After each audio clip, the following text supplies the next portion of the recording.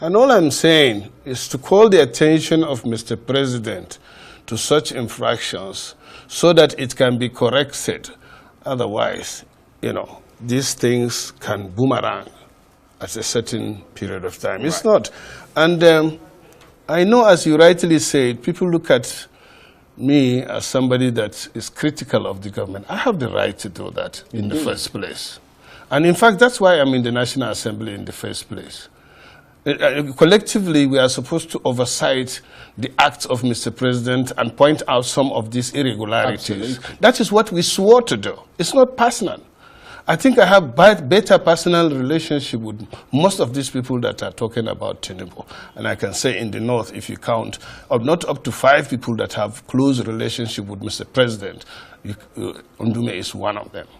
But that does not stop me from speaking the truth, and I have obligation to do that, especially when all of us know that at the end of it all, each one of us will stand before God, and God will ask him to account for what he is responsible for. You understand? And that's why I'm saying this. And besides, we are all in this government. What will we tell our people?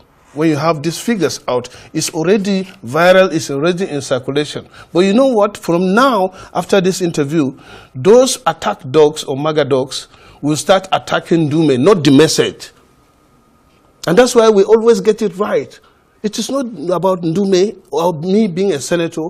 As a Nigerian, I have the right to voice out all these things. Not only that, I have the right to even protest. I have the right. That is guaranteed by the Constitution. But from tomorrow, those so-called Tinubu boys or people will start attacking Ndume. Oh, he's a frustrated person. But I mean, the facts are there, though, aren't they? Yeah, the facts are there. These are the facts. I brought it here so that you can see it. I sent it to you. These are facts. And I'm not the one that created it. These are facts extracted from what is going on there. But is it the generality of his appointments, or is it the more sort of juicier jobs? No. It's not about juicier jobs. It's about spread. It's about equity. It's about justice. You understand? And look, the coming of Mr. President is based on justice, equity, and fairness. And it is expected that he will continue in that direction to ensure fairness. You mean because he came from the South? Yeah. Yeah. That is one. But he swore as a president to be fair, equitable, and justful. That is what the president swore to be. But that is not what is being reflected in the events, whether he knows it or he doesn't know. That's why I called on his attention to look at these things so that he can do something about it. That is the issue. And now I'm also begging or calling those attack dogs out there to please address the issues. Yeah, rather than Senator Ndume. Rather than Senator Ndume, address the message. Because I know now those attack dogs who cannot, I repeat, defend the president when the chips are down. Why I'm saying chips are down, most of them, go and check them. I did my research too. I will come up with the figures. Almost 60 or 70% of them are half Nigerians. You know why? I accuse you of one time of being half. Don't even go there. You know what I mean? Do not go there. Okay, please. I will not go there because of you. But it's true, most of the appointees, you check around, I will come up with the figures.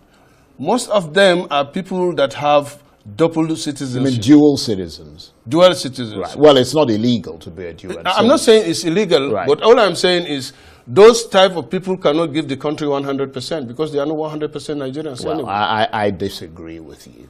Okay. On that score. I mean, any other thing. Because you are one of them anyway. I told you not to go there. Now you've gone there. Okay. But the point is that, no. I mean, I think the real issue here is whether there is an infraction on the federal character constitutional provisions of this country. And you have provided evidence that seems to support that fact. But let me ask you something else, because you are a senator of the Federal Republic of Nigeria. You're a lawmaker. And part of what is involved in being a lawmaker is making just and equitable laws. It's not just a law, because, I mean, if you look at it from a different perspective, people have a right to oppose a law that is not just, if it is shown not to be just. I mean, should it really matter where someone comes from as long as they are capable and competent in the job that they are chosen to do? No, not at all. Not at all. In fact, I stood in support of that. I support the president getting, even if it is an expatriate, to occupy a certain position as long as it doesn't infract on the Constitution. On the Constitution. Right. But what he's doing now infracts on the Constitution. And worst of it, so far, not all, but so far, majority of those that are given those responsibilities are not discharging their so-called... So you question their competence as well? Yes, I did before. Right. So and I still stand on it. Right. Because we haven't gotten to where, or there is no kind of ray of hope in the country under the leadership of those. So let me be clear. Now let me give you... Yeah, okay. For how many years? All we hear is, endure, it will be okay, it will be okay, and it's 2 years. And now, the main purpose of government is clearly stated in Section 14. Security, welfare of its citizens, and of course, other things that follow in Section 14 of our Constitution. We are far from most of them, especially the issue of security and welfare of citizens.